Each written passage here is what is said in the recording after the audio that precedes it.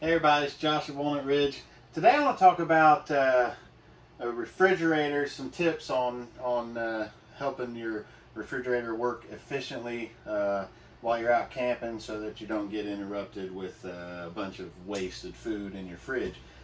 Today on this one we're actually going to be talking about an absorption style refrigerator, which is kind of your classic RV fridge. It can run off of LP or electricity. The newer ones nowadays are putting some household models in that have compressors.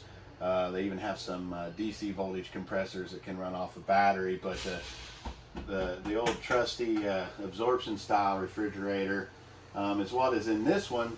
And there's a couple things I want to talk about that we see every now and then come into the dealership. This particular brand, Norcold refrigerator, has a few things built into it, like a door sensor. If the door is left open for too long, it's going to start beeping at you to let you know the door's not closed, or if it doesn't get latched all the way. There's a couple of switches inside that control the lights that turn on and off, and that's really what the door sensor is looking for, is that those lights are off. But if it was to stay open for an extended period of time, this actual model would lock itself out and go to kind of a default setting where it's only going to work just on one setting, and it's not going to differentiate from that. So you might find out that your fridge or freezer is not as cold as what you're used to or what you want it to be, and then you have to go through a process of resetting this to get it to go back to its normal operation.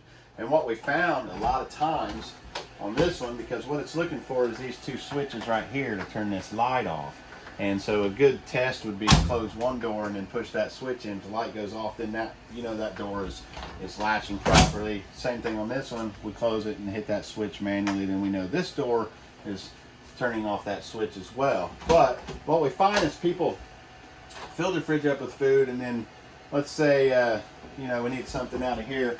And if you notice how I'm doing this, or even on the other side, if you look, I'm kind of leaning on this door without really even thinking about it, but you lean on it to reach down in here, and over time eventually what happens is you start to tweak this out of adjustment, and this little part on top of this door is actually what hits that switch.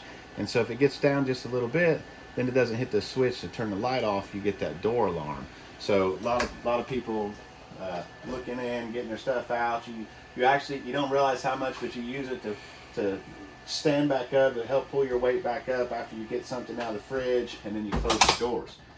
Another thing we find a lot is when you do that, this gets out of alignment, so this flap right here actually follows, this little track follows inside of here, and it's supposed to close that flap all the way.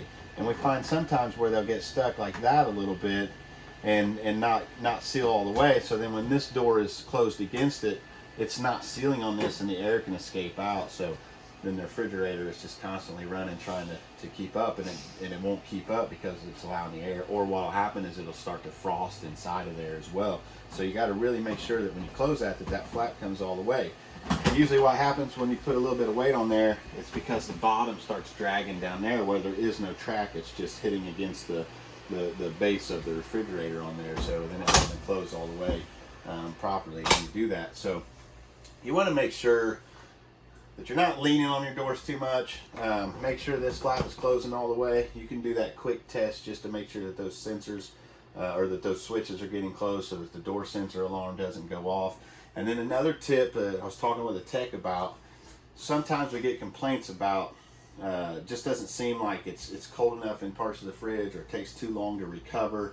The freezers usually work really well, but then the fridge will be a little bit off, or sometimes you get it to where the freezer's just not quite getting down to temperature. The complaint you hear is our ice cream is too soft, it's not keeping the ice cream frozen. So what you want to remember on that is, if you're going on a long trip, you've probably bought a lot of groceries.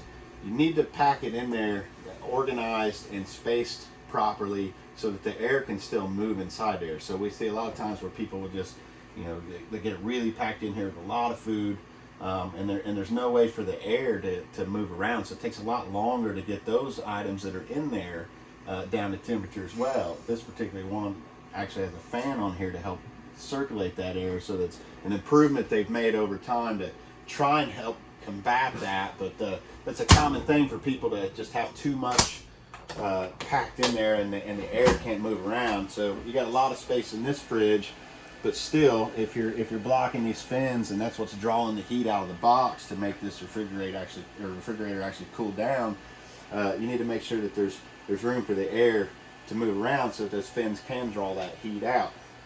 Another tip that he had mentioned to me was some of the food that you have in there actually helps the refrigerator recover. So especially like water bottles, because they will stay cool when you have the door open, and that's going to help to keep that air cool once you close the doors. So a good idea would be, instead of just putting all your water bottles in one place or all on one shelf, is you actually space those out throughout the fridge, so it'll help kind of mix that air and keep the cool air all over the entire cabinet instead of just in that one area, and that'll help it to recover faster when you get in it.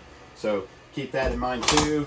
Of course, the biggest thing is, you know, kind of having in your mind what you want to get out of there, so that you're not just standing there like this, yeah, what do I want? Because these absorption refrigerators take a long time to recover. They don't have a compressor. So just some tips for you on your fridge. Hopefully help save a camping trip sometime. You're not out there camping and then discover all your steaks are bad now because it's spoiled, or you know, whatever food you bought, and groceries are expensive. You don't want to have to break camp to go get more stuff over some simple things that you could do with your fridge. So hopefully this will help you out. Thanks.